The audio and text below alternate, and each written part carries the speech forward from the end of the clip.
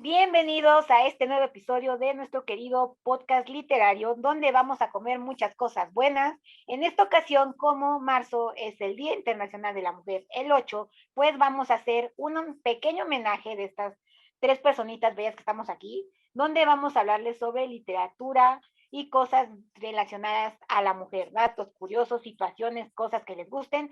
Pero como les digo, yo no vengo sola. Vienen personitas muy bonitas aquí conmigo para hablarles de este día muy bonito que es el Día de la Mujer. Preséntense, muchachos, por favor, y como siempre, desde mi perspectiva, el primero es Carlos. Que hay gente, bienvenidos a otro capítulo más del Buffet Literario. Como bien mencionó Lore, en este caso vamos a hablar de toda la historia que ha tenido la mujer a través de la literatura. Porque como ya posiblemente hayamos dicho en algún podcast anterior, así como la historia de la sociedad se puede hallar por medio de los libros, la historia de la mujer también forma parte de esta historia. Bienvenidos y provecho.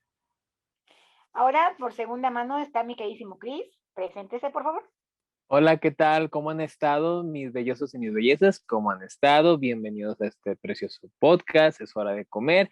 Y qué mejor que acompañando nuestro delicioso menú, que haciendo memoria de esta historia de reivindicación de derechos de las mujeres por medio de la literatura, porque recordemos que el Día Internacional de la Mujer no se celebra, más sí se conmemora el reconocimiento de derechos y se conmemora la lucha que otras mujeres pues han realizado, inclusive han arriesgado sus vidas porque surgen mecanismos facilitadores sobre los derechos de las mujeres para erradicar y salvaguardar la vida de las propias mujeres. Muchas gracias. Y pues yo soy lo de Lupin y les doy la más cordial bienvenida a este buffet literario, así que comencemos.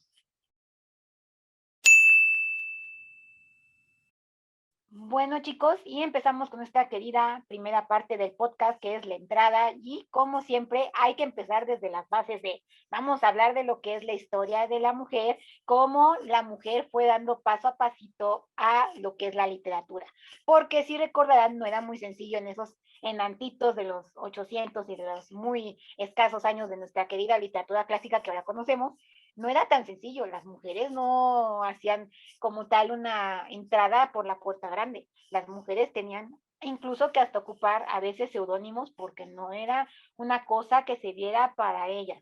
Las mujeres tenían que estar en la casa, típicamente ayudando al marido, haciendo labores de casa, y pues ellas no pueden estudiar, no podían superarse, no pueden hacer cosas.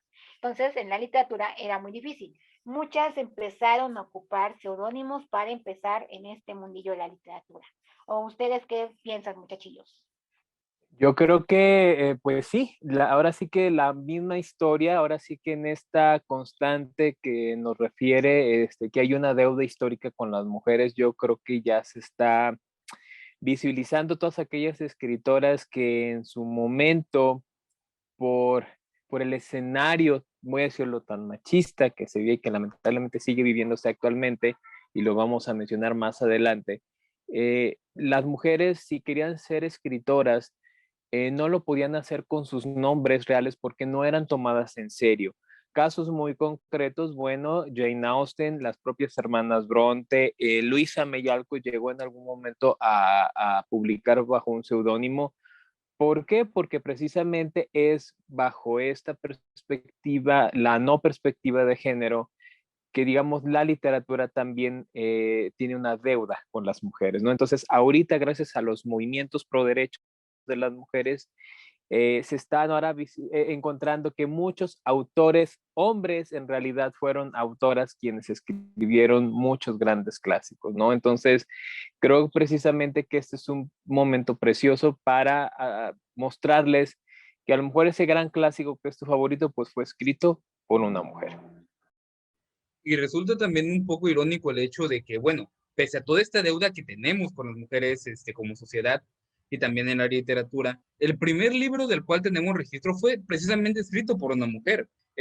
Ahora sí me puse a hacer mi tarea, esta vez me tomé un poco más en serio y me puse a la labor de periodista a investigar, básicamente, y pues fue precisamente Enheduanna, una sacerdotisa hindú que vivió hace mucho, mucho tiempo, no tengo la fecha exacta, porque se me pasó a anotarla, pero es el primer texto del cual tenemos registro es escrito por una mujer.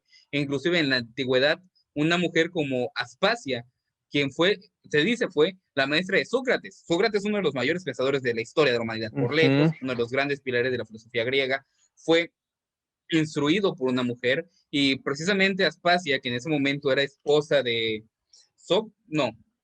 de Pericles, entonces candidato a gobernador, me parece, en alguna polis griega, se dice que Aspasia era quien le escribía los discursos a él, porque también en la antigua Roma, inclusive, pese a, se nota la misoginia de esta sociedad, es decir, las mujeres en la antigua Roma y en gran parte del mundo antiguo, eh, las mujeres eran las que eran educadas en el arte, por ejemplo, de la escritura, en el arte de las letras, en el arte de las artes en general.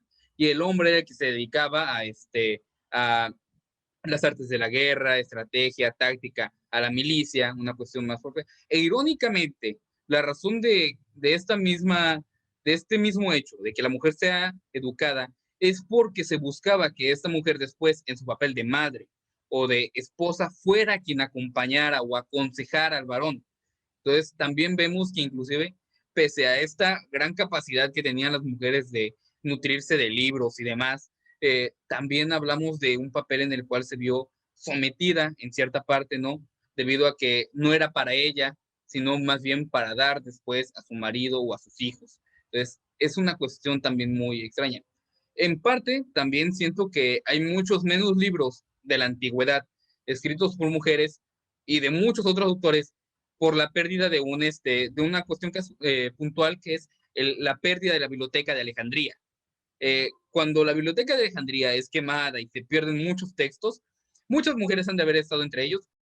Se dice, cuenta la historia, que Cleopatra escribió más de 60 libros de diferentes cuestiones, desde belleza hasta táctica militar, inclusive, que se perdieron precisamente cuando la biblioteca de Alejandría fue quemada. Entonces, también podemos decir que no solo hay una pérdida por una cuestión, o sea, si bien hay una pérdida por cuestión machista también a lo largo de la historia, hay muchas autoras más que se perdieron a lo largo del tiempo por otras cuestiones. Quemas de bibliotecas enteras, países que en su proteccionismo vieron arrasados los libros en general, como lo fue la China comunista, la Rusia comunista, la entonces URSS, etcétera. Entonces, muchos autores y muchas autoras también fueron perdidas a lo largo del tiempo por diversas cuestiones. Pero, Cris, aquí te quiero, y a Lore también les quiero plantear una pregunta que me causa mucha intriga, ¿ok? Y que necesito aclaración, ¿ok? Ok. ¿Por qué es tan importante resaltar la labor de una mujer? O sea, sé que es importante, ¿ok? Pero ¿cuál es el valor que le da? Pues principalmente no es porque sea mujer, sino porque hay un sustento bien grande que son sus derechos humanos. Entonces, es una ciudadana, es parte de un país, es parte de la economía, es integrante de la comunidad, de su casa. O sea, es decir, las mujeres ejercen sus derechos no solamente en el ámbito privado, es decir, en la casa, que es cuando cotidianamente y que siempre se le ha querido tener, ¿no? En estos roles y estereotipos de género que solamente la mujer es para su casa. No, ahorita es importante señalar señalar y visibilizar que las mujeres no solamente están en el ámbito privado, también están en el ámbito público, es decir, ya son médicos, ya tienen una profesión, ya pueden ejercer cargos públicos, pueden ser sujetas a ser candidatas elegibles a puestos de elección popular. Podemos Es votar, decir, o sea, sí. pueden votar, que de hecho obviamente pues ya hacemos el recordatorio. En México no tenemos muchos años desde que la mujer puede votar. Se pudo votar, la mujer en México pudo votar desde el año de 1953. Entonces, obviamente esto gracias a la lucha de las primeras sufragistas, primeramente en Europa. Antes, previamente, en el año de 1700 con Olimpia de Gouges. Olimpia de Gouges, cuando después de la Revolución Francesa, si hacemos un poquito de historia, surge la Revolución Francesa y surge los derechos del hombre, ¿no? Y cuando Olimpia de Gouges dijo, aquí presente estamos las mujeres, y declaró y sacó su manifiesto de los derechos de la mujer como mujer y como ciudadana, no le fue tan bien, no le fue tan bien, lastimosamente, para el periodo de Napoleón Bonaparte, si mi memoria no me es infiel, y es ahí donde se empieza, pues, la lucha desde mucho tiempo antes, ¿no? De dignificación, porque si ustedes se van a las hemerotecas, cuando se anuncia aquí en México en el año 53 que ya se pudo votar, en los periódicos lo hicieron de una forma muy misógina y ustedes revisen, ¿no? O sea, no estoy diciendo nada al azar, no estoy inventando nada. En unos encabezados decía, y llegaron las viejas para votar, o sea, qué misógino el mensaje, o sea, pero es así que esta lucha ha sido de todos los días, de muchas mujeres y también de muchos hombres que también intentamos ser aliados, ¿no? Intentamos también sumarnos a esta lucha desde esta deconstrucción que ahorita voy a explicar más adelante el término, ¿no? Exactamente, es simplemente el hecho de decir, nosotras valemos, nosotras existimos en la sociedad, porque no entiendo el afán de muchos hombres de, ay, es que la mujer no vale, es que la mujer no existe, la mujer no coexiste, nada más sirve para mi casa, para atender a los hijos y para hacer las cosas. Ujú. No, también la mujer puede hacer muchas cosas, puede escribir, puede, como dice Cris, ya votamos, ya somos abogadas, médicas, maestras, somos lo que tú quieras, ¿no? Pero ayudamos a la Sí. sociedad, compartimos en sociedad y nos ayudamos mutuamente. Y sí, como Ujú. dice, no nada más nosotras, hay muchos hombres que también coaccionan con nosotras, nos ayudan y están en esta lucha todos los días, porque nada más es de el 8. Esto se recuerda y se conmemora a diario. Cada vez que una mujer no la dejan entrar a cierto lugar, cada vez que a una mujer le pegan, cada vez que le habla mal, no, siempre estamos en lucha y siempre es una constante, digamos que alegoría de recordar que siempre la mujer vale y siempre estamos ahí. Entonces, simplemente es visibilizar el trabajo de ellas. ¿Qué se ha hecho? Nada más es hacerlas partícipes de esta Así sociedad. es, Punto. así es. Quiero explicar la razón de mi pregunta por si a alguien de repente se le ocurre tergiversarla. Básicamente, ¿por qué pregunto que por qué es importante mencionar la labor de la mujer? Bueno, y creo que lo voy a explicar, ¿ok? Mi generación, que hablamos del año 90 en adelante, yo nací viendo a las mujeres votar, yo nací viendo a las mujeres siendo Ujú. candidatas a elección pública. Yo nací viendo y estoy creciendo viendo a mujeres siendo médicos, siendo ingenieras, Ujú. ocupando diversos cargos, ¿ok? Entonces, para mí, el hecho de que lo haga una mujer o no, no diría indiferente, pero no tiene importancia, entre comillas. Es que no sé cómo decirlo de forma más Y es clara. común para ti, ya es muy Ajá, es cotidiano, ya es común, normal. efectivamente. Ya lo normalizas, vamos a decirlo así, Y ya es no, normalizarlo y qué bueno que en de saber. este aspecto ya no existe ese sesgo de género para ti, y eso es Exacto, bueno. exacto. Pero, ahora sí que va mi pero, sí es necesario recordarlo porque, y a ti que te gusta el fútbol, Carlos, tú lo vas a descubrir. Hubo una chica de una selección, no sé si alemana, que en esto mundial, en la parte del mundial femenil, denunció públicamente que ganaban creo que 50% menos por el hecho de practicar el mismo deporte bajo las mismas reglas.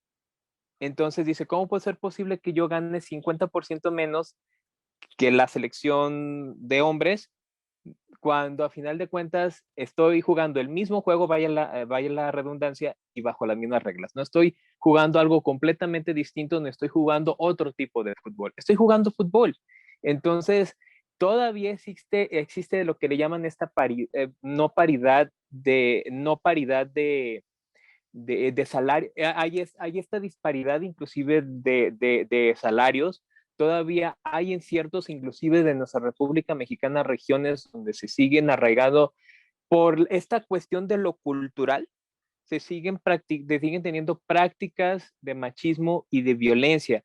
Y recordamos que la violencia no solamente son golpes, también es la que no se ve, la violencia psicológica con palabras, descalificaciones, minimizaciones, el no creer que la mujer sea capaz de lograr cosas, el minimizar su opinión, el no tomarla en serio. Entonces, pero porque siempre decimos violencia cuando evocamos golpes, o sea, lo que se ve, pero hay violencias que no se ven y es necesario visibilizarlas para tomar conciencia. Y ahora sí, como decía mi abuelita, de aquí para el real, pues qué es lo que tenemos que hacer, ¿no? Y sobre todo que inclusive la literatura también es un ejercicio político, también es un ejercicio de manifestación y de visibilización de derechos, ¿no? Tan es así como lo hemos mencionado con la primera que fue Olimpia de Gouges, una aristócrata francesa que dijo, a ver, ¿por qué solamente del hombre? ¿Y las mujeres dónde estamos? ¿No? ¿Por qué no estamos las mujeres? Entonces, es ahí donde lo importante de recordar,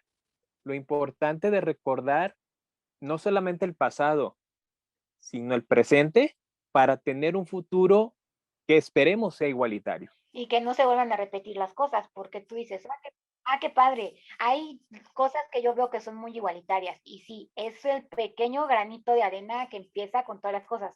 Por ejemplo, ustedes que están hablando de deportes, ¿no te has puesto a pensar un poquito porque nunca has visto béisbol para mujeres? Las mujeres no están destinadas a jugar béisbol. A lo más que llegan es a la liga de softball femenil que hay aquí en México, pero como tal, liga de béisbol para mujeres no existe, no hay reglas, no hay cosas, y no se tiene así, yo no lo sabía. Mi abuelo muchos años jugó béisbol, era uno muy padre ahí en Puebla, entonces un día me contó, porque dije, ¿y qué no para mujeres? No se puede, no sé qué, porque yo sé que algunas de mis tías iban y le ayudaban y no sé qué.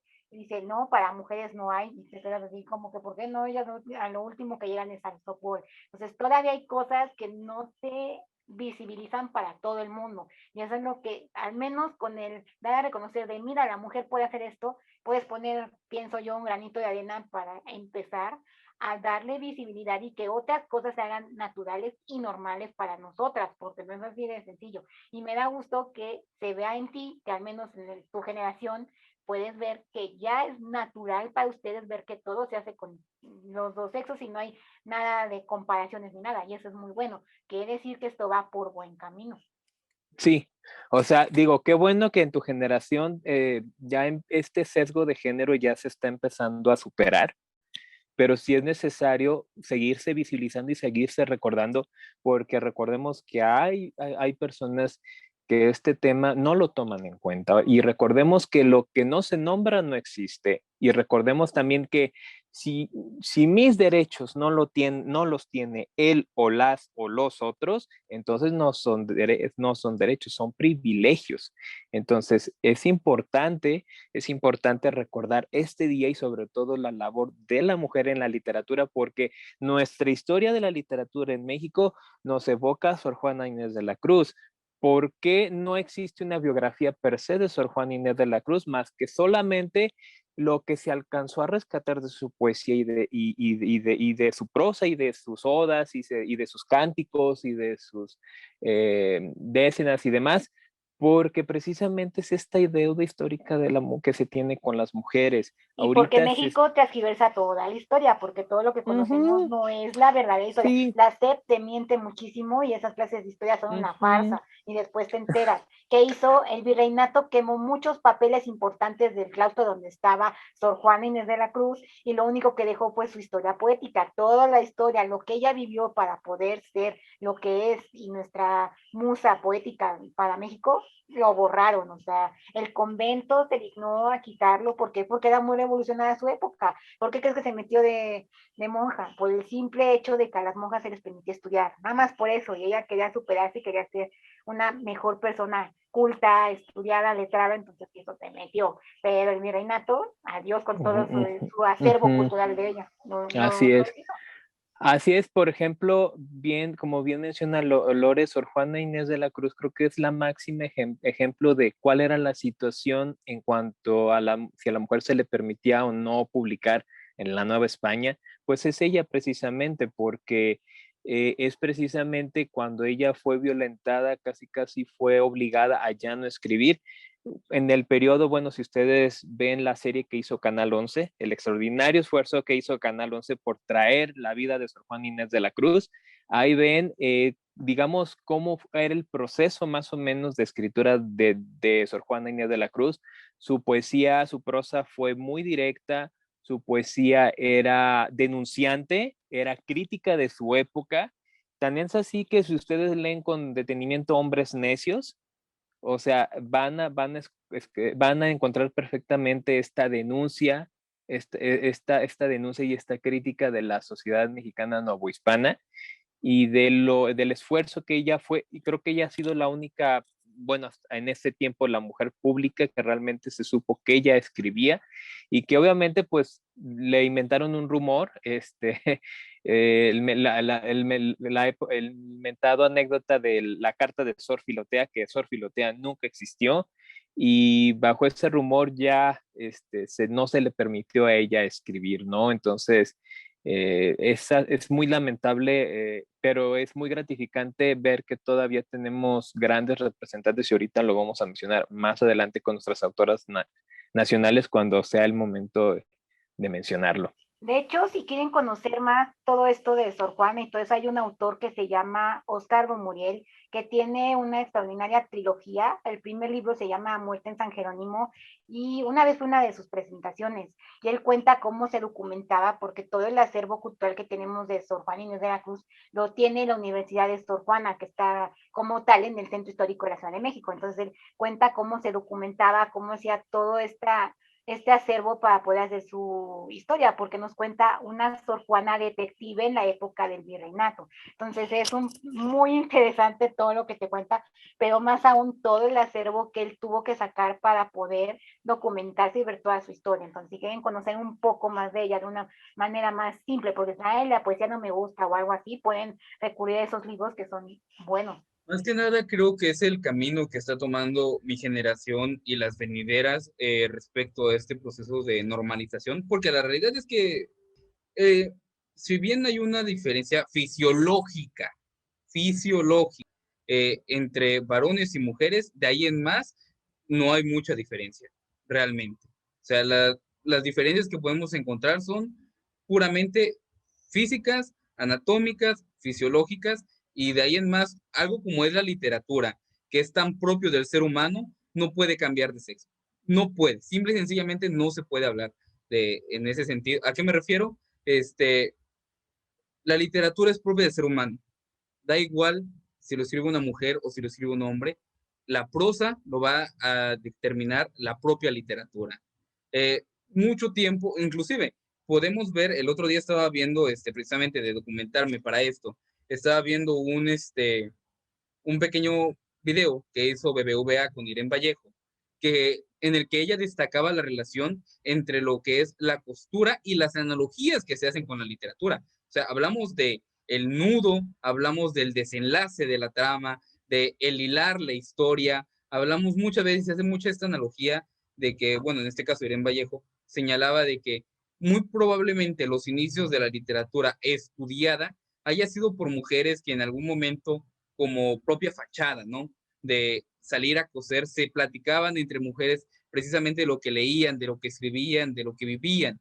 Porque creo que una de las grandes frases que me ha dejado este podcast y que posiblemente pudiera ser esta, así como la literatura habla del mundo, el mundo habla por medio de la literatura, la sociedad habla por medio de la literatura.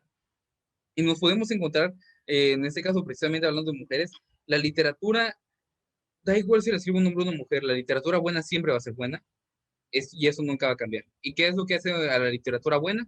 Si te hace sentir algo. Quizá a ti no, pero si a alguien más, con que a una persona de este mundo le haga sentir algo, eso ya es buena literatura.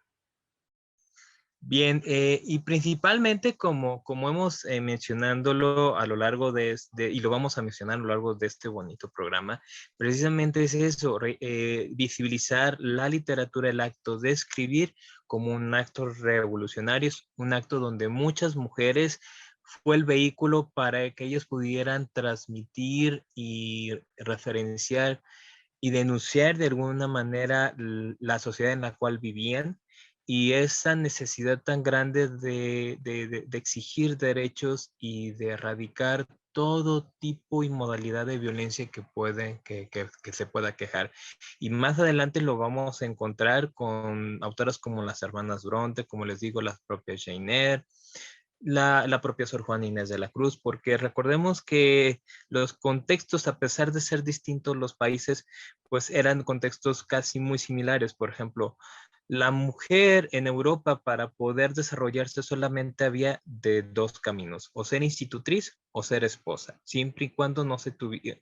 Y recordamos que la mujer no podía votar, aparte no podía ser sujeta para heredar, no podía ella heredar, siempre quien se hacía cargo de la dote, aparte era vista como una moneda de cambio, ¿no? La mujer era vista como una moneda de cambio. Eran quien se hacía responsable del recurso económico de las mujeres, el padre, el hermano o el esposo, o cualquier familiar, pero siempre tenía que ser hombre. Entonces, acá en México había de dos sopas, o entrar al noviciado para mínimo saber leer y escribir, como fue el caso de Sor Juana Inés de la Cruz, y Lore ya no lo mencionó, que Sor Juana Inés de la Cruz entró no porque sintiera el llamado de Dios, sino porque quería aprender a leer y escribir, ¿verdad? Y otras, vamos a ver otras mujeres a lo largo de la historia también de México, que bueno, una mujer, no fue mexicana, pero una mujer que empezó a ver por el bienestar de los pueblos indígenas, fue la misma Carlota de Habsburgo, que, por ejemplo, el que ahora tengamos que la educación es un derecho, fue gracias a una iniciativa de la propia Carlota de Habsburgo, que posteriormente lo retoma Juárez y se le adjudica a Juárez, pero ahora vemos que fue la propia Carlota que dijo, no, es importante que el pueblo mexicano aprenda a leer y escribir. Y fue gracias a una mujer, no mexicana, pero gracias a una mujer también. Entonces sí es importante como conocer, como bien lo menciona Lole, pues de este lado, no sé si llamarlo el lado B sería justo, sino simplemente una realidad muy tajante, una realidad que sí es necesario como hacer flashback para, como menciona Lore, no volver a cometerlo o tratar de no cometer los mismos errores del pasado, ¿no? No se queden con lo que te dice el gobierno, lean, cultívense y vean el lado de cómo fueron las cosas, porque hay mucha transquiversación en esos libros de texto que yo no me quedaría con las clases de historia, ahora todo lo que se saben, entonces, y sobre todo con esto, porque se conmemora, no vamos a decir felicidades ni nada por el estilo, vamos a conmemorar y vamos a tomar en honor a todas esas mujeres, o sea, Cris, tú que eres más informado en todo esto, ¿por qué surge el Día de la Mujer, el 8? ¿Qué sucede? Cuéntanos, tú que eres más Pues ilustrada en todo esto. precisamente, bueno, hay dos fechas importantes a mencionar. Uno que es el 8M, porque precisamente el 8M es en marzo cuando y primeramente hubo una convención en la Convención Interamericana para prevenir y erradicar los derechos de la mujer, que fue la Belén do Pará. La Belén do Pará fue el primer encuentro para hablar de los derechos humanos de las mujeres y donde principalmente se empieza a clasificar los tipos y modalidades de violencia que vivían las mujeres. Ese fue el primer mecanismo en cuanto a derechos internacionales, a derechos humanos, y posteriormente se llega a la CEDAW, con sus siglas C de casa, E de Ernesto, D de dedo, A de Alicia y W, donde se instauran por parte de la ONU el decálogo de los derechos humanos de las mujeres. Entonces, en marzo se celebra precisamente por eso, porque se conmemora que hay un mecanismo de protección a las mujeres a nivel internacional. Y la segunda fecha, que es en octubre, que si mi memoria no me es infiel, que es el 27 de octubre, se conmemora la no violencia contra la mujer, en la cual se conmemora muy por desgracia por el evento ocurrido a las hermanas Mirabal en República Dominicana. De hecho, hay una película y hay un libro escrito por Julia Álvarez que se llama En el tiempo de las mariposas, que precisamente a modo de novela te cuenta la vida de las hermanas Mirabal, estas mujeres que crecieron bajo la dictadura de Fulgencio Batista en República Dominicana. Y es así ¿qué fue lo que les pasó a ellas? Bueno, ellas estaban en contra del régimen y fueron perseguidas, fueron capturadas, bueno, previamente antes fueron señaladas y fueron violentadas por parte de la administración de Fulgencio Batista. Y es ahí donde, pues, literalmente fue un crimen de ese régimen, las mandó matar, literal, pero obviamente lo hizo pasar como un accidente. Entonces, a raíz de lo que le pasó a las hermanas Mirabal, es ahí donde se celebra la conmemoración de no violencia con todo acto de violencia en contra de las mujeres. Lastimosamente, esta conmemoración, esta fecha importante, pues surgió a raíz del fallecimiento y de la muerte de las hermanas Mirabal, que se han convertido pues es un estandarte de los derechos de las mujeres también. Entonces, sí es como importante saber y visibilizar que los derechos de las mujeres inclusive ha costado la vida de otras de las mujeres. Ha costado la vida de otras de las mujeres, y si ahora pueden ir a la universidad, pueden votar, es gracias a una sufragista, es gracias a una feminista. Es gracias porque el feminismo, voy a mencionarlo así muy rápidamente para no desvirtuarnos del tema, el feminismo no es ir en contra de nadie, es hacernos más, te invita a ser más empático con tu realidad, pero también ser empático, ver las realidades de otras mujeres. La realidad de las mujeres afroamericanas, la realidad de las mujeres africanas que viven en la hambruna, por ejemplo, la realidad de las mujeres, por ejemplo, de las mujeres indígenas, de las mujeres que tienen alguna discapacidad. Entonces, el feminismo te ayuda a ver no solamente mi realidad de manera individual, sino también de forma grupal, ¿no?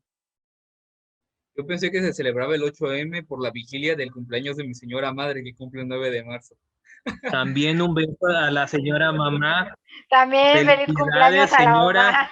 Feliz Señora, cumpleaños. ahora sí que no es guayabazo, pero de verdad tiene un hijo muy, muy, muy inteligente, y que Sí, con esta generación, ahora sí que estoy tranquilo porque se va a salvar a la humanidad. Entonces, señora, sí. muchas felicidades porque ha formado un hijo muy responsable, y ahora sí que esto es lo que es Carlos y lo que será Carlos en un futuro va a ser gracias a usted. Muchas Sí, gracias. felicidades por este chamaco y por una muy buena vida que ha de haber tenido para crear este chamaquillo que es muy genial, muy inteligente, pero, no, bueno, vea todo lo que crea, hasta un podcast, o sea, se la rifó, señora, muy bien.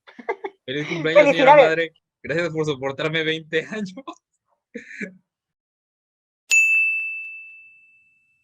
Y bueno, espero les haya gustado esta bonita entrada y hayan aprendido un poco de lo que es todo esto de la 8 a.m. del Día de la Mujer, el por qué se conmemora, el por qué lo hacemos presente y nos hacemos presentes.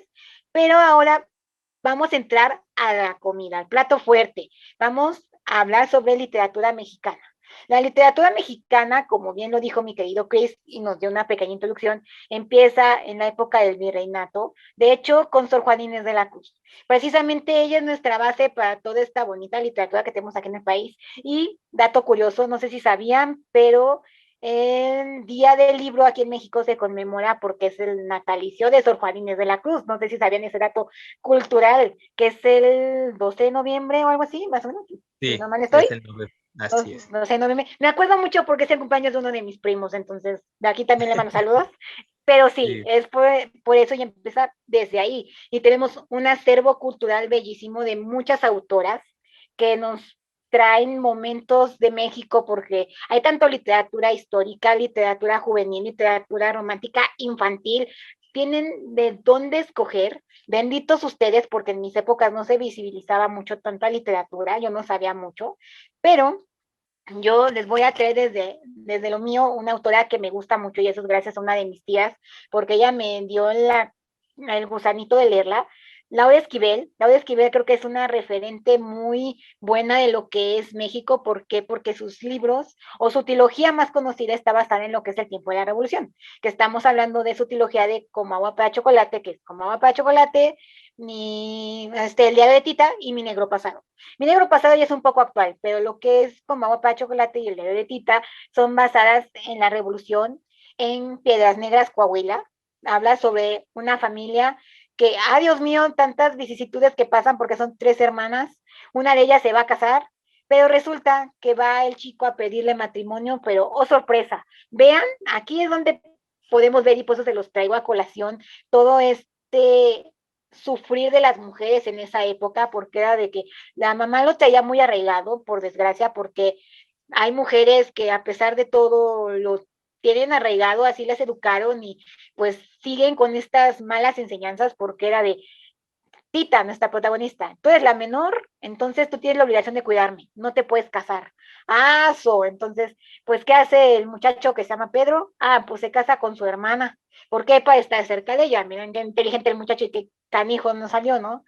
Y vemos todas las vicisitudes que pasan y cómo Tita, que es una excelente cocinera, a base de platillos y a base de cosas nos va contando su vida. Eso es muy interesante. Eso es por parte de ese libro, por parte del diario de Tita. Digamos que la mitad del libro nos habla de todo esto, pero ya en la segunda parte vemos un más allá, un trasfondo de lo que fue el primer libro. Y es muy interesante. Y ya como tal, Mi Negro Pasado nos habla sobre la actualidad mexicana, cómo la tradición familiar va evolucionando, cómo sí es bueno la modernidad, pero hay que regresarnos un poco a nuestros ayeres, a nuestros antepasados, no perder nuestra cultura, no perder tradiciones, no perder cosas. Entonces, si quieren leer algo, yo lo diría muy de mi país, de México, porque habla de comida tradicional, habla sobre un platillo muy emblemático de aquí, porque en eso termina el libro, que son los chiles en nogada, o habla sobre no sé si en algo, otros países lo hagan porque es por ejemplo, una tradición aquí que es, haces un consomé, un caldo para cuando estás enfermo o para calmar el alma, ¿no? Entonces habla como de mucha comida tradicional y de muchas cosas de aquí de México que creo que sería muy bonito leer, visibilizar y todo, y por mano de una mujer, porque Laura Esquivel no nada más ha sido lo que es una escritora, también ha sido guionista de la mano de Alfonso Arau, que ha hecho su película como tal. Entonces, si pueden darle una vista, adelante, porque se relaciona en las épocas de la Revolución, creo que sería un muy, muy buen comienzo, ¿vale? No sé ustedes quién quieran agregar, a quién, cómo, cuándo. Sí, por ejemplo, otra de las grandes representantes de nuestra literatura mexicana es bajo este compendio precioso que reúne primeramente la narrativa de Rosario Castellanos, con dos de sus novelas emblemáticas. Uno es Balún Canán y Oficio de Tinieblas, que aquí vienen en este compilado. Esas dos novelas, ella fue pionera de la novela indigenista. ¿Y qué significa con novela indigenista? Ella genera, pues, digamos, un subgénero donde, digamos, visibiliza no solamente costumbres, tradiciones, sino las necesidades y todo lo que significaba ser indígena en los años 1800, 1900, ¿verdad? De toda esta también deuda histórica que se tiene con nuestros pueblos originarios. Entonces, Rosario Castellanos, bajo su prosa nostálgica, bajo esta prosa muy, donde dignifica y visibiliza a nuestros pueblos originarios, creo que es una muy buena representante de esta generación de los 60s, 70s, esta literatura de ruptura, donde precisamente pues vemos de la mano de esta gran autora, donde obviamente pues ella es fiel representante del feminismo mexicano de aquellas épocas, por ejemplo, con su poesía que se llama El Eterno Femenino, donde también cuestionaba el rol de la mujer mexicana y que siempre volvemos al punto, siempre se le trataba de ubicar en el ámbito privado, siempre en casa. Pero cuando ella empieza a escribir, empieza a cuestionar los roles y los roles de la mujer mexicana de su tiempo, de aquellas épocas. Y creo que es una excelente manera de conocer la literatura escrita por las mujeres, por nuestras escritoras mexicanas. Y también hay otra autora que a mí me gusta mucho, que entra en el género del misterio y del terror y del horror, que es Amparo Dávila, con El Huésped. Creo que es una autora preciosa, es una autora que te logra con su narrativa muy de atmósfera, muy asfixiante. No es necesario, y creo que voy a aportar, la literatura de terror no es solamente el asustarte, sino es generarte atmósfera, sino es hacerte sentir que estás en el lugar, en el momento y en los hechos. Y Amparo Dávila fue la precursora de este tipo de literatura, que por ejemplo hay otra autora que me da muchísimo gusto nombrar y traer sobre la mesa para este especial, que es Temporada de Huracanes de Fernanda Fernanda Melchor. Melchor. Ujú. Sí, es precisamente esta autora que precisamente habla de nuestro México. Si hubiera precisamente un género, un nuevo género, que es el género de la realidad para traer desde la realidad y generar ficción, y digo ficción entre comillas porque pues la realidad supera cualquier ficción, a cualquier novela, a cualquier historia. Yo creo que Fernanda Melchor perfectamente engloba en esta nueva forma de utilizar la realidad para que sea ficcionada, ¿no? Entonces, para traer ficción y para denunciar también un México que es real, un México que es violento, un México que es misógino, un México que es homofóbico también, pero que precisamente bajo su literatura es un reflejo y es un observatorio de decir, ok, esto está pasando, ¿qué nos toca hacer como sociedad? ¿Qué nos toca hacer como ciudadanos y ciudadanas, no? Ahorita que dice Cris, hablando de autoras que enmarcan mucho la realidad del país, les recomiendo como tal a una autora, quieren algo juvenil, algo, dicen, ay, eso ya está muy antiguo, muy así, les recomiendo a M.B. Bronson, tiene un libro muy bueno que se llama Vengadora.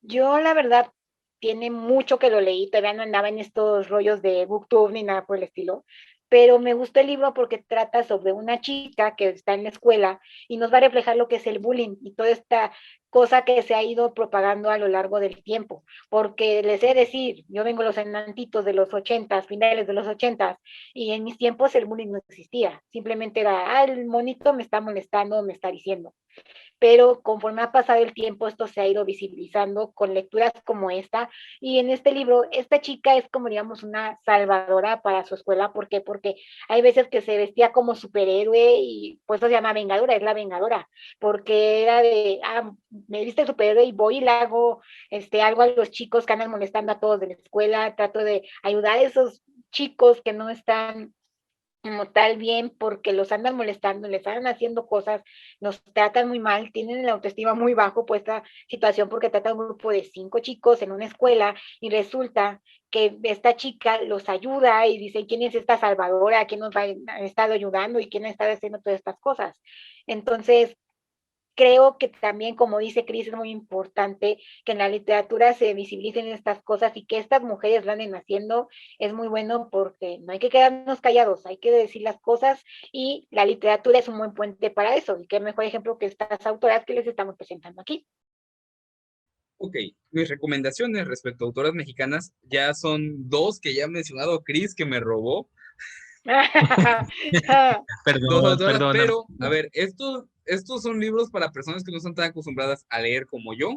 Yo busqué, por cuestiones de tiempo, quería leer a muchas autoras en un tiempo muy, muy corto. Entonces, busqué libros de cuentos. Entonces, el primero, Muerte en el bosque de Amparo Dávila, es algo que voló mi cabeza, es increíble. Como bien ¿Verdad dice que sí? Christopher, como bien dice Chris, es, es que su forma de narrar, su forma de escribir lo sientes tan presente, lo sientes ahí, sientes inquietud, no lo leas en la noche porque te vas a espantar, o sea, realmente te sientes un poco incómodo porque yo lo leí en la noche. Eh, pero Amparo Dávila es increíble escribiendo, increíble, me parece increíble. Eh, Segundo lugar, la primera autora mexicana que yo leí, sin saber que era autora mexicana, bueno, sabía que era autora, pero no que era mexicana, por el apellido, Elena Poniatowska. Elena Poniatowska, no recuerdo el libro con el cual lo leí, era algo de Luces en el Cielo, algo así, era un libro de portada azul, no me acuerdo el título exacto, pero vaya librazo escribía Elena Poniatowska. Tiene un estilo por similar a José Emilio Pacheco en Las batallas en el desierto, en ese libro. Habla también de un poco de ese México de los 70s, en el cual ella pues narra un poco de toda esa vivencia que tenía. Otro, Guadalupe Nettel, con El matrimonio de los peces rojos.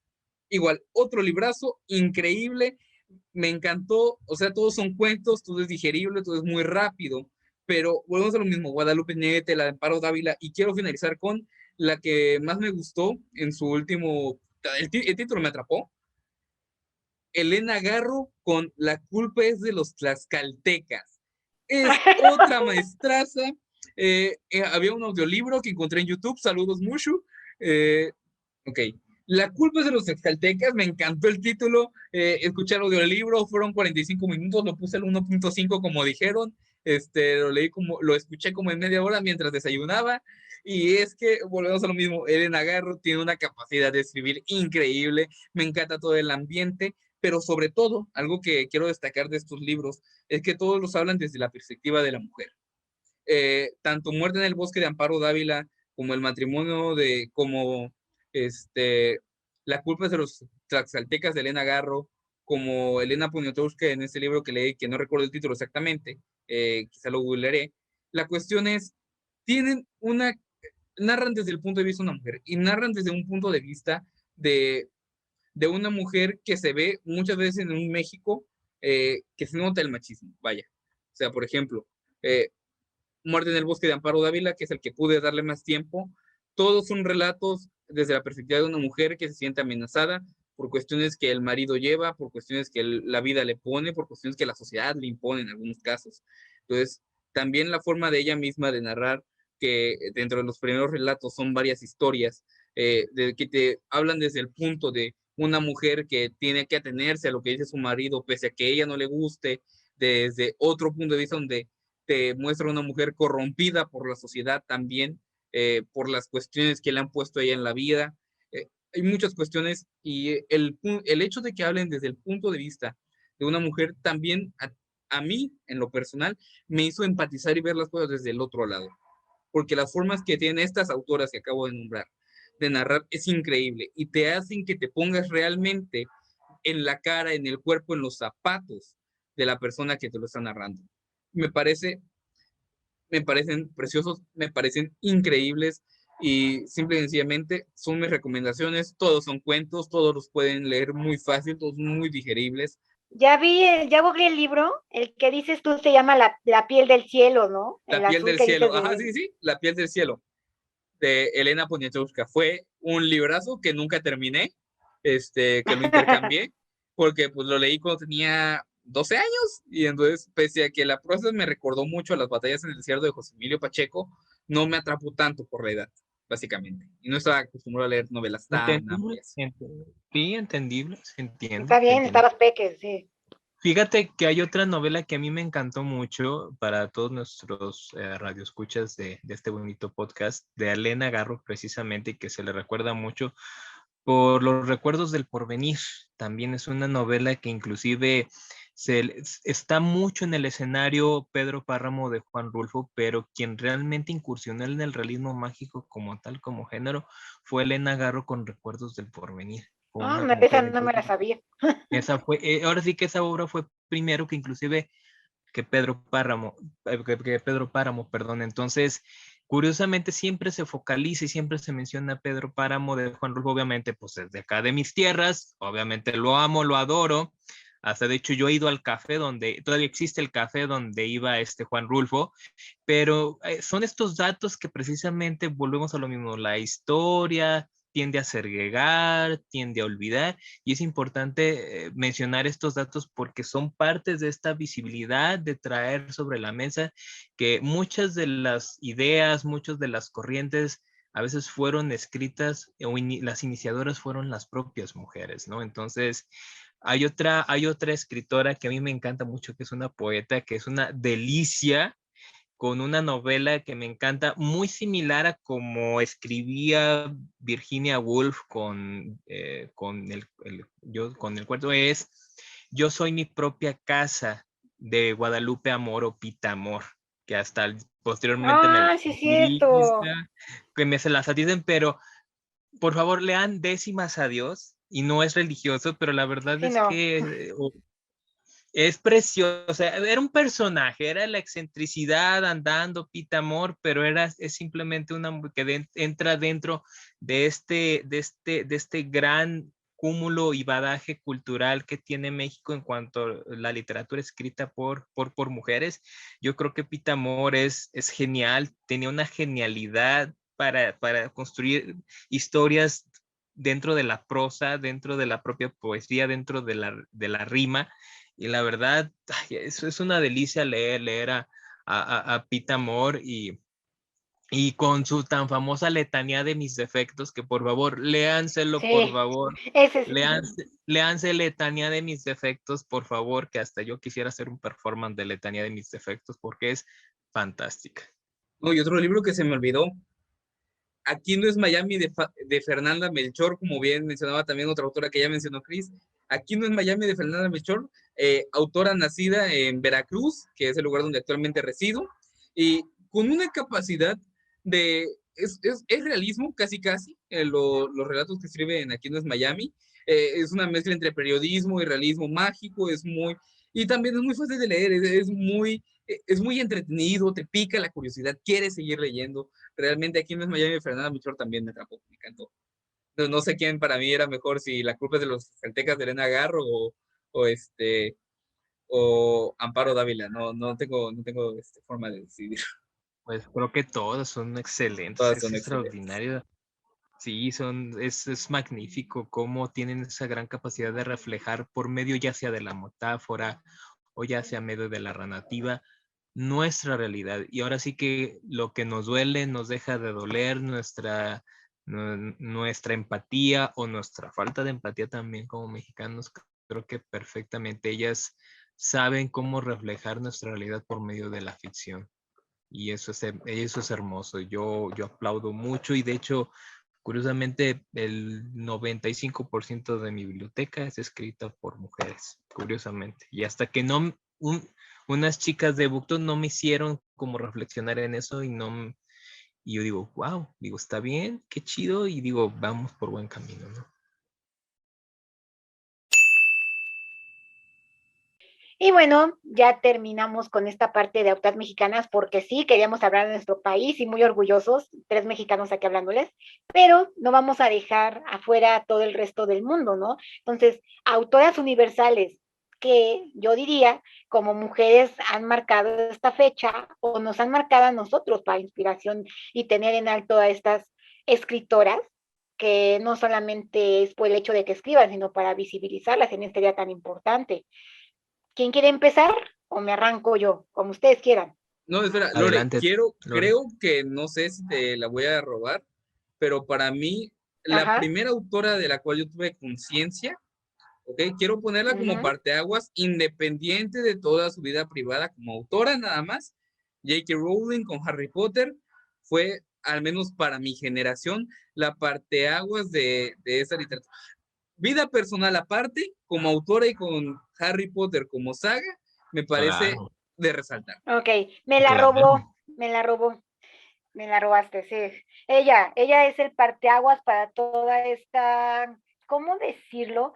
Tú bien lo dices, es de mi generación, pero temo decirte que no. ¿Por qué? Porque el libro originalmente en inglés sale en 1995, entonces como tal para tu generación no. En español puede ser, porque en español sale en el 98, sí, ok, pero como tal no es tu generación, va un poquitillo más atrás. Y sí, ella como mujer, yo que soy fan de la fantasía juvenil, bueno, hay un debate entre si es fantasía alta, fantasía baja, no me voy a meter en esos rollos, pero sí hay que visibilizar a Rowling como escritora, ojo, como escritora. Yo con esa señora, después de ese Twitter todo mal hecho, ya no la considero inspiración, ya no, nada más es Harry Potter y hasta ahí. No me lo quiten después de casi 23 años, pero bueno. Y sí, como inspiración para este mundo de la fantasía, sí, y esto es algo que hay que recalcar mucho. En la fantasía creo que es el ámbito más pesado para las mujeres. ¿Por qué? Por el hecho de que muy, muy difícilmente las mujeres pueden hacer futuro escribiendo fantasía. ¿Por qué? Porque se tiene la tonta creencia de que la fantasía es un nicho de hombres. Fantasía épica, fantasía oscura, todo eso se supone, se tiene la estúpida creencia, perdón, no me vayan a banear en el podcast, pero sí, de que es para hombres. Y no, hay muchísimas, muchísimas mujeres en el ámbito de la fantasía que son muy buenas escritoras y que tienen un bagaje amplio. Carlos nos pone el primer ejemplo, Rowling, la que rompe esquemas y estereotipos porque es la primera que llega con fantasía, un mundo creado por ella misma. Podrían decir fantasía urbana porque es dentro de nuestro mundo, pero tiene su propio mundo creado. Otra autora de fantasía, para darles un ejemplo así muy, muy, muy puesto, Victoria Schwab, tuvo que ponerse B. E. Schwab porque no podía publicar, entonces ya después optó por sus libros más adultos, ponerlos como Victoria Schwab, dice, ¿sabes qué? Me revelo y empiezo a escribir y me vale, y empiezo a ponerlo mi nombre como tal, Victoria Schwab, que les recomiendo, es una de mis inspiraciones para como tal ponerme a escribir en fantasía, y es una de mis inspiraciones que, wow. Otra escritora que les voy a poner así, Charlie N. Humbert, Charlie, nombre de hombre. Sé que ella se llama así, pero ella incursionó en esto porque tuvo la facilidad por el hecho del nombre. Y dices, ella tiene una de mis trilogías favoritas, que es El Mago de Papel, que me encanta esa historia. No voy a dar detalles, pero léalo, es muy bueno. Pero si nos vamos a clásicos, clásicos como tal, una de mis inspiraciones, porque no soy mucho de ese género, que es el romanticismo gótico y estas cosas, Luisa May Alcott, con Mujercitas, es el primer libro que yo leo como tal, que rompe estereotipos y géneros de esa época, porque 4 hermanas con su mamá, con su ayudante de casa, no quiero decir sirvienta, pero sería como la ayudante ahí, que viven ciertas aventuras en la época de la guerra civil estadounidense. Una chica, Jo March, que es una de nuestras protagonistas, que quiere ser escritora. Ahí vemos el primero. No se pone Josephine porque no le dejarían, se pone Jo March por el hecho de que todo este estigma de que las mujeres en esas épocas no podían escribir. Entonces, sí, recomendaciones, creo que por mi parte sean esas tres. Les digo, de literatura clásica no soy mucho de autoras por este hecho. Como tal, en otros aspectos, también les recomendaría a Alice Kellen, que es una muy buena escritora de literatura New Adult, que también les recomiendo bastante. Si quieren algo ya de otros lares, pero en español, sería ella. Y no sé qué quieran complementar ustedes. Perdón, Carlos, te robé la plática, la No te recomendación. preocupes, no te preocupes, porque precisamente voy a hablar de la autora de mi segunda saga favorita, que es Susan Collins, con la saga de los Juegos del Hambre. Eh, mi segunda saga favorita, porque pues ahí en primera va a estar Eragon, que es perfecta. Volvemos al debate de si el libro es perfecto o no, pero mi favorito es Eragon. La segunda es Los Juegos del Hambre. Y Susan Collins no solo rompe esquemas con el hecho de, como bien dice Lore, es una mujer ya escribiendo fantasía, sino que además la protagonista es una mujer. O sea, no es el protagonista, es la protagonista. Y al menos en lo que yo he leído de fantasía, aquí voy a mencionarla, pese a que no me gusta mucho su obra, Vencer al Dragón de Barbara Hambly. Volvemos a este mismo esquema, Sí, fantasía sí, medieval, sí. la protagonista es una mujer y esa capacidad de no poner a una mujer como una persona débil o como una persona que va a estar, ¿cómo decirlo? Que va a estar sujeta a la presencia de un varón, sino que, por ejemplo, Katniss Everdeen ya tiene las dificultades, como obviamente un buen libro tiene que tener, pero ella siempre es ella, no necesita precisamente de alguien que la acompañe, porque Katniss Everdeen tiene un brillo o tiene una mecha por sí sola, y me encantan los Juegos del Hambre, Susan Collins. Vencer al Dragón de Barbara Hambly, no me gusta tanto el libro, pero igual ahí está la recomendación. Y finalmente, otra recomendación que ya hice en un podcast pasado, Postdata Te Amo, de Cecilia Ahern, romance, recomendación de mi tío Chris, que creo que es la persona perfecta para hablar de esto. Un libro de romance que me encanta, me gusta, es bellísimo. Y sin más, dejo a mi querido tío Chris adelante con sus Sí, Cris, por recomendaciones. favor, ilústranos. Gracias. Pues ahora sí que voy a traerles 3 recomendaciones de manga y 3 libritos. Me lo Principalmente, bueno, imaginaba, me lo imaginaba. Por ya eso saben, ya no saben. dije uno, dije, lo va a decir él. Mejor que lo digan. No, no, a final de cuentas, bueno, yo creo que sus propuestas han generado parteaguas, y en este mismo índole de mujeres que incursionan, que generan un antes y un después y generan como esta vereda para las próximas generaciones, es importante traer una autora de manga de la que le llaman la generación del 24, porque recordemos, haciendo otra vez historia, en Japón, quien se encargaba de distribuir, quien se encargaba de dibujar y escribir manga eran los hombres. De hecho, se le debe el primer manga, se le llama el dios del manga a Osamu Tezuka. Si usted vio El Rey León, pues obviamente el argumento se lo pirateó Disney a este mangaka. Si usted vio La Princesa Caballero, que fue el primer shoujo, el mangas para niñas, y pongo entre comillas porque pues ya ven que los libros y los mangas no tienen género. A él se le debe a él el primer shoujo con este personaje precioso que es la princesa Zafiro, que tiene dentro de sí un corazón de hombre y un corazón de mujer. Por un error del cielo, se los recomiendo. Es muy bueno y inconscientemente, sin Osamu Tezuka proponérselo, realmente bueno, así que pone a la mesa a las personas no binarias. Entonces digo inconscientemente porque dudo mucho que el señor, obviamente el manga es de los años 50, dudo mucho que el señor realmente se haya como propuesto realmente visibilizar a las personas no binarias, pero ahora sí que se puede interpretar en su lectura como el primer manga que trata el género de no binario.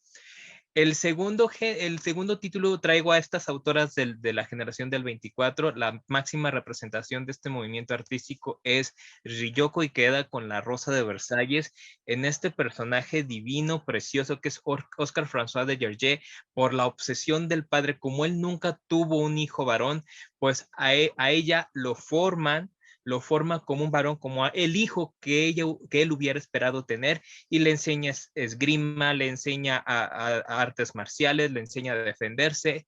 ¿Y para qué? Para poder ser o seguir la estirpe o la tradición de trabajar en la Guardia Imperial de Luis XVI, que en este caso le va a tocar ser la guardaespaldas de María Antonieta. Este manga de Ryoko Ikeda es súper feminista, es súper reivindicativo, porque nos muestra a una protagonista que cuestiona los roles y los estereotipos de la sociedad japonesa, de la mujer japonesa, y realmente pues para los años 70, para la época que fue, realmente fue muy revolucionario. Realmente es sumamente importante traer este título. El siguiente título que vengo a traer ya es un clásico, es Sailor Moon por Naoko Takeuchi. Es sumamente también reivindicativo, porque en su época, en los años 90, poner la diversidad sexual, porque el hecho de una de las dos de las guerreros de la Sailor Senshi son pareja abiertamente, fue sumamente reivindicativo, fue pionero. Y obviamente, aunque esto fue del anime, también esto fue cuento del anime, pero lo agradecemos mucho ahora los que pertenecemos a la comunidad LGTB, poner sobre la mesa, por ejemplo, las Three Lights. Si ustedes se recordarán en la saga de Stars, de Sailor Moon Stars, en el último arco, en la última temporada, hay nuevas guerreras, 3 Sailors que son hombres, pero cuando se transforman o dicen su palabra mágica, se transforman en Sailors mujeres. Entonces, ahí eso que nos significa que visibiliza a la comunidad trans. Entonces, le debemos mucho a Sailor Moon, sí, y esto gracias pues a la pluma e imaginación de Naoko Takeuchi. Y por último, en cuanto a libritos, para ya no extenderme tanto, hay una novela que ahorita me está gustando mucho y que estoy leyendo, que es una trilogía hablando de fantasía, ciencia ficción y steampunk, específicamente en ciencia ficción. La quinta estación de Jenneke Nemesin. Esta es una Eso, autora, esta es una bravo. autora que es necesario visibilizar la literatura racializada. La Eso es literatura todo. racializada me está encantando mucho este título, y que es gracias a estos movimientos que otras autoras están, por ejemplo, hay otras autoras que me están gustando mucho, por ejemplo, de Corea. Les recomiendo mucho Los Cisnes Salvajes de Kun Mu-yeon. Esta autora, bajo este título, la autora refleja su propia vida, pero no solamente la de ella, sino la realidad de su abuela y de su propia madre en la época de Mao Zedong, la China de Mao Zedong. Entonces es importantísimo. Es un libro que lloré, me dio coraje, que me dio mucha tristeza, pero que realmente me llenó con toda esta resiliencia que tenían estas mujeres para sobrellevar la adversidad y su entorno tan violento, tan misógino, y que pudieron salir adelante, inclusive casi arriesgando sus propias vidas. Entonces estos 3 títulos se los recomiendo mucho. Aparte, pues hay un libro que habla sobre la relación entre madre e hijas, que es El Club de la Buena Estrella de Amy Tan. Por cierto, el favorito de Lisa Simpson, si ven Los Simpson. Ahorita que dijiste el libro japonés, me acordé de uno que también creo que es muy bonito, que es de una autora que es chino-americana, que se llama Lisa Si, y se llama El abanico de seda. El abanico de Oh, seda sí, es un por favor. libro bellísimo que yo casualmente conocí por un canal que se llama el canal de Mikey Fernández, no sé, creo que se llama así, que tiene su mes del marzo asiático, y un día lo comentó y yo me puse a leerlo. Trata sobre la historia de dos niñas japonesas, hablan desde su infancia y todo lo que tienen que vivir hasta que cada una como tal llega a la etapa de la tercera edad y pues ya se terminan muriendo, pero nos habla de cómo es la relación de amistad entre las mujeres, todo lo que tienen que pasar, porque en esos entonces, Dios mío, todo lo que pasan, todo lo que las lleva a, porque en esos entonces a las niñas no iban como tal a la escuela, pero las educaban para en algún momento llegar a la casamentera y se casaran y tuvieran familia y todo. Pero hacían cada cosa, imagínate que les tenían que vendar los pies porque tenían que tener los pies de cierta manera para que el esposo le gustara y se pudieran casar y todo esto. Pero lo más bonito de todo es que tenían su propio lenguaje, ellas se comunicaban por medio de un abanico y en el abanico escribían todo lo que era su historia, su vida, lo regalaban y así era como entre ellas se comunicaban. Eran amigas, todo hasta que por cuestiones del casamiento cada quien toma su rumbo, su camino, después de mucho tiempo, por alguna circunstancia que le pasa al pueblo donde viven, se vuelven a encontrar, se hacen amigas. Es una cosa bellísima que habla mucho sobre un tipo de escritura. No sé si me recordarás, Chris, no me acuerdo cómo se llama, pero habla sobre este tipo de escritura en clave que escribían ellas en los abanicos y cómo es Sí, sí, sí. y cómo es toda esta cosa de la amistad, pero más allá de nada más una amistad, la amistad entre hermanas. Entonces, es bellísimo ese libro y se lo recomiendo muchísimo. 100%. Ese libro fue mi primer libro asiático o racializado que yo leí y la verdad me súper mega encantó. Fue divino el hecho de saber que cómo lamentablemente obligaban a las mujeres a someterse al vendado de los pies porque supuestamente era excitante para los hombres chinos y cómo les deformaban su piel, les causaban heridas, no, un horror tremendamente. Y esas son lo que menciono, esos son de los escenarios sociales que el feminismo te permite conocer con esta perspectiva, con estos lentes de género, te permite ver la realidad desde otras mujeres, de otras latitudes, de otras regiones, de otros países y ver otras realidades tan horribles, por ejemplo, las mujeres que viven en países islámicos o en países en África donde les extirpan el clítoris, que Ay, por sí, Dios Dios, mío. o sea, son un horror, pero digo, suena terrible, pero pasa. O O sea, cuando, parece sacado. o cuando a pobres mujeres en lugares asiáticos, ahí de todo este lado del mundo, cómo les inyectan cosas para que no tengan su primera menstruación, cómo las castran para que no hagan ese tipo de cosas y no tengan descendencia, que porque iban a quedar malditos, enfermos, y no sé qué dices, Dios, ¿qué está pasando? Y con estos libros que lo visibilizan, entonces hay que leer más de ese tipo de cosas para no simplemente estar enterados, sino para tomarlo en cuenta y no volver a repetir estas situaciones, ¿vale? Así es, ser mejores personas, ¿no? Así como el libro así como los libros tienen mundos, los libros retratan nuestro mundo, ¿no? Entonces, para conocer lugares diferentes no es necesario ir en avión, basta con agarrar un libro de ese lugar y de esa época. ¿Qué les podemos decir, muchachillos y muchachillas? Muchísimas gracias por estar otra vez en este bonito podcast. Espero se haya cumplido la labor que teníamos de visibilizar este día, de darles a conocer el por qué el Día Internacional de la Mujer, el por qué es importante conmemorarlo y hacerlo grande y hacer que cada día la labor de la mujer no quede en vano, que sea cada vez más grande y que podamos, no solamente pues decir, es una mujer y vamos a decir que sí, no, para hacerla copartícipe de la sociedad y hacerla una de nuestras compañeras de trabajo y incursión en toda esta, no nada más cosa de México, cosa mundial en el mundo, nuestra historia, nuestras cosas. Muchas gracias por acompañarnos y mis queridos compañeros se van a despedir, empezando por Carlillos. Bueno, espero que todo el mundo haya quedado satisfecho con esto que trajimos hoy a la mesa y que pues lo hayan disfrutado y finalmente compartan, entiendan, comprendan un poco de todo lo que rodea esta fecha, este día, esta conmemoración y sobre todo acompañados, como siempre, con un libro bajo el brazo. Muchas gracias por escucharnos y nos vemos en la siguiente. Ahora, mi querido Chris. Gracias, perdón. Muchísimas gracias, mis bellos y mis bellezas. Muchas gracias a mis queridos compañeritos y compañerita de realmente traer este tema sobre la mesa porque nunca es tarde y siempre es necesario visibilizar la literatura escrita por mujeres porque es necesario realmente recobrar esos espacios en lo público, y qué mejor espacio en lo público que por medio de la literatura, ¿no?